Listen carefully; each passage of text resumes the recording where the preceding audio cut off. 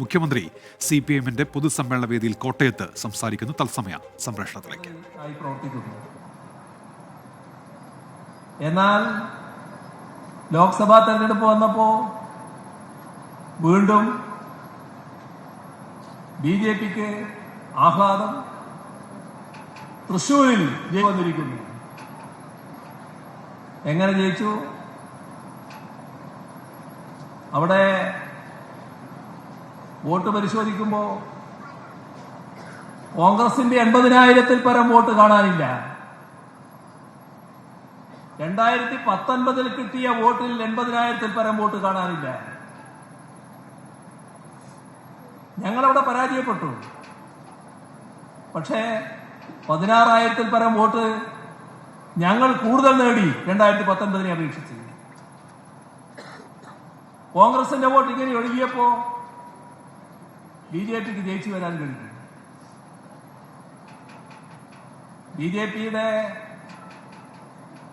മുഖം തിരിച്ചറിയാത്തവരല്ല നമ്മുടെ നാട്ടിലുള്ളവര്.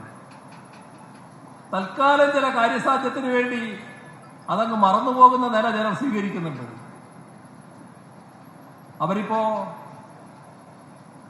വോട്ട് ലാക്കാക്കി പലയിടങ്ങളിലും സഞ്ചരിക്കുന്നതായി നാം കാണുന്നുണ്ട്. വലിയ പ്രവർത്തനങ്ങൾ നടത്തുന്നതായി നാം കാണുന്നുണ്ട്. നാടിന്റെ മുന്നിൽ അവരുടെ ചിത്രമുണ്ടല്ലോ. ഈ രാജ്യത്ത് നടന്നിട്ടുള്ള ഒരുപാട് ലഹളകൾ, സംഘപരിവാർ നടത്തിയിട്ടുള്ള ലഹളകൾ, ഒന്നിന്റെയും പേരിലേക്ക് ഇപ്പൊ ഞാൻ പോകുന്നില്ല. പിന്നീട് നമുക്ക് വിശദമായിട്ട് അത്തരം കാര്യങ്ങൾ പറയാം. അത്തരം ലഹളകളുടെ ഫലമെന്തായിരുന്നു? ആ ലഹളകളിൽ പങ്കെടുക്കുന്ന ആളുകളെ, പങ്കെടുത്തവരെ, യഥാർത്ഥ കുറ്റവാളികളെ സംരക്ഷിക്കുന്ന BJP നേതൃത്വത്തെയാണ് നാം കണ്ടത്.